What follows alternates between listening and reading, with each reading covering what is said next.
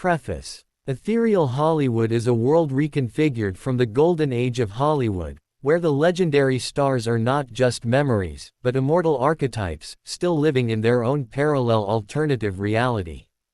Familiar history is not duplicated but flexible and constantly revisioning itself along diverse pathways. Time and space are also more fluid and less binding.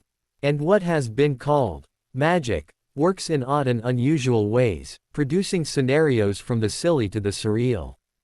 And since these stories are in an alternative world or dimension, there are variances from real-world facts, such as the relationship between characters, studios, events. This is a fluid world where history flows in unexpected directions. These are audiobooks with imagery synced to the narrative as much as possible, serving as quasi-storyboards to give a rough visual dimension to the story. Noir Unleashed. No Code. Book 24 of the Ethereal Hollywood series. By Arnold Kalnitsky. Ethereal Hollywood, a metropolis sculpted from moonlight and shadow, pulsed with a rhythm all its own. Here, nestled amidst Art Deco spires that kissed a perpetual twilight sky, lay a peculiar neighborhood. A bit beyond the glittering downtown. It was a pocket of existence where the ghosts of film noir lingered not in spectral form, but in what comes after flesh and blood, still breathing the smoky air of their golden age.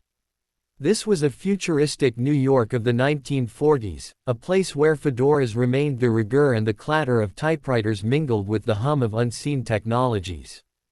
Within the dimly lit confines of the Shadow Lounge, a haunt as sleek and dangerous as a 38 special, the luminaries of film noir had gathered. The air was thick with the scent of expensive whiskey, cheap cigarettes, and a collective, simmering resentment. Fritz Lang, his brow furrowed like a map of 1,000 shadowed alleyways, leaned back in his chair, the low glow of a table lamp glinting off his spectacles.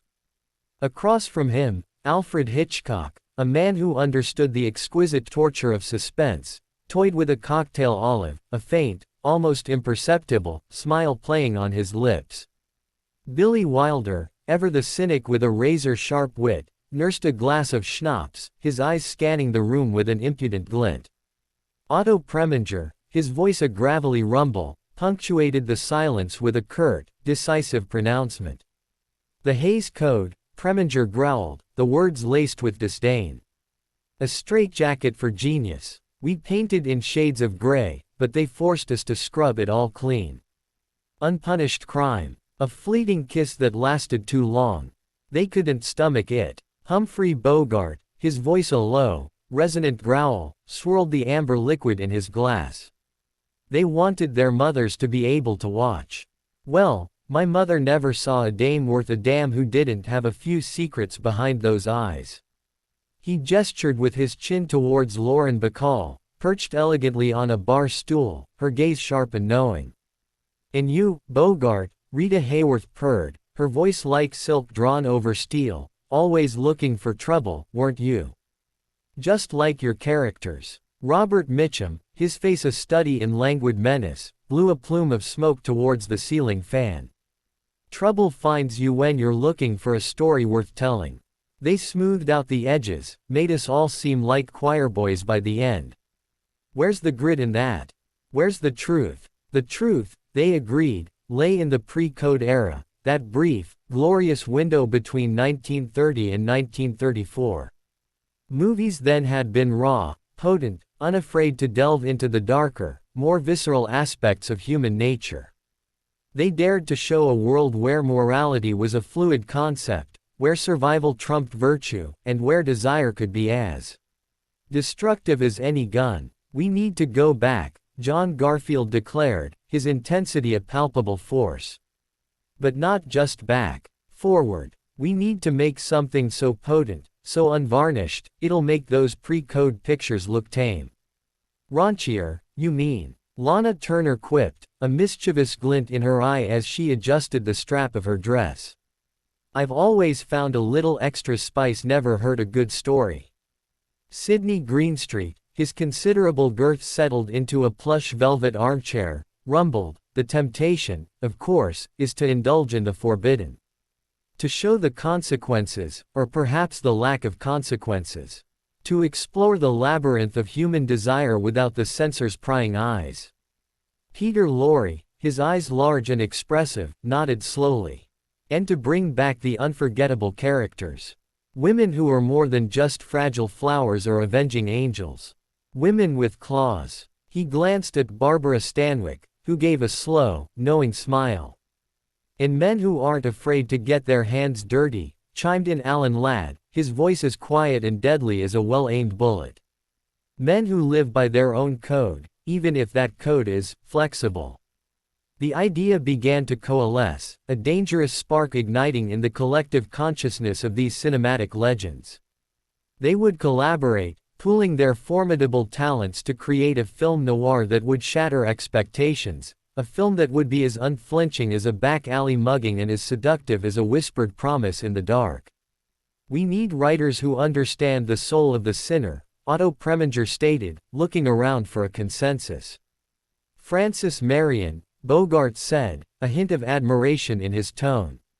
She knew how to write a woman who could break your heart and your alibi in the same breath. And Joe and Herman Mankiewicz, Wilder added, a flicker of respect crossing his usually sardonic features. They understood the nuances, the shadows within the shadows. The plan was audacious, bordering on the insane. They would create a film that would be a love letter to the freedom of the pre-code era, but amplified, intensified, and stripped of any lingering vestiges of moralistic censorship. They envisioned a narrative that would twist and turn like a smoke-filled labyrinth, populated by characters who were as flawed and compelling as the city that cradled them. Later that week, in a private booth at the Crimson Orchid, a restaurant so exclusive that even the air seemed to whisper secrets, the directors and some of the key actors met with the venerable pre-code writers. Frances Marion, her silver hair artfully coiffed, her eyes still sharp and observant, listened intently as the film noir titans laid out their vision. Joe and Herman Mankiewicz, a formidable duo even in their spectral existence, scribbled notes on napkins, their minds already weaving intricate plots. The Hays Code, Frances Marion mused, her voice soft but firm, was a cage. We were clever, of course. We implied. We suggested. But there's a power in showing. In letting the audience witness the full spectrum of human failing. We want to show it all, Fritz Lang declared, his hand resting on a blueprint for a new, experimental camera rig. The lust, the greed, the desperation. The moments where morality crumbles like stale bread. And the consequences, Joe Mankiewicz added. Or the lack thereof. Sometimes, the most chilling aspect is a crime unpunished, a villain who walks away into the dawn, forever free. It's more realistic, isn't it? Herman Mankiewicz, ever the provocateur, chuckled. Realism is a relative term when you're dealing with the darkness in people's hearts. But yes, the idea of a genuinely amoral universe, that's fertile ground.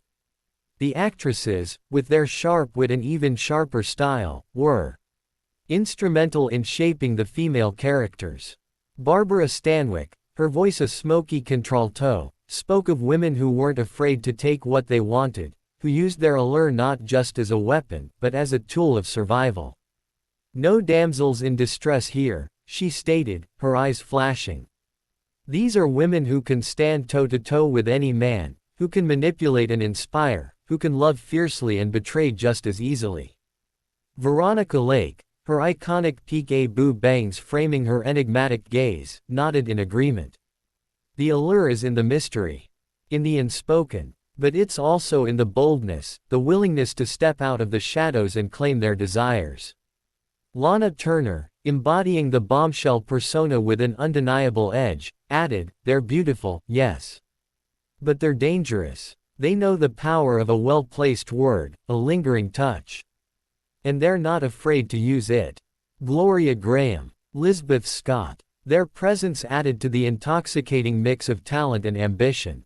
They spoke of characters who were complex, driven by primal urges, and unafraid of the repercussions. We want to explore the primal, Grahame said, her voice husky. The hunger that drives people to do things they regret, or perhaps, things they never regret enough. And the intimacy, Lizbeth Scott added, her gaze holding a hint of melancholy. The raw, unashamed connections, even if they are fleeting and built on a foundation of lies. The Hays Code kept that under wraps. The discussion turned to plot, to the kind of story that would showcase this newfound freedom. Bogart envisioned a grifter, a man caught between a desperate score and a femme fatale who was even more desperate. Mitchum saw a world of corruption, where the lines between law and lawlessness blurred into an indistinguishable gray. Garfield leaned towards a story of betrayal, of loyalties shattered and lives destroyed by ambition. A double cross, Alan Ladd suggested, his voice barely a whisper. A plan so intricate it implodes under its own weight. And the people caught in the middle, they pay the price.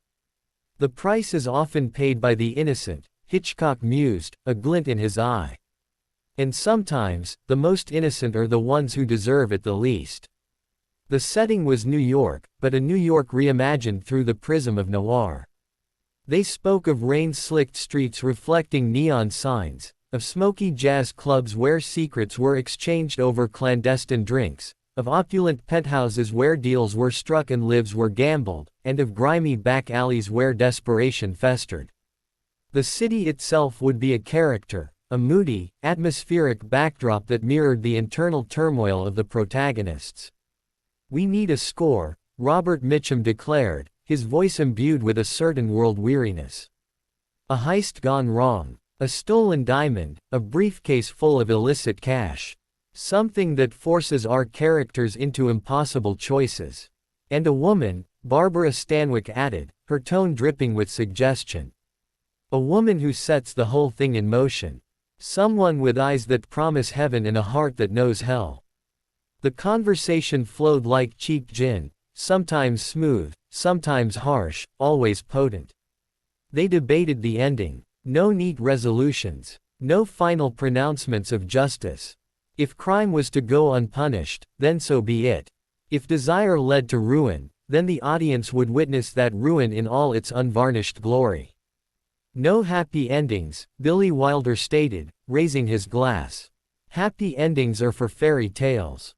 We're telling stories about the real world, the one where the good guys don't always win, and sometimes the bad guys win big. The ambition was palpable. They weren't just making a movie, they were forging a statement. A rejection of the sanitization that had stifled their art, a reclamation of the raw, visceral power that had defined the golden age of noir, and a bold leap into a future where storytelling knew no bounds. This new film would be a testament to their enduring legacy, a cinematic phoenix rising from the ashes of censorship, burning brighter and hotter than ever before.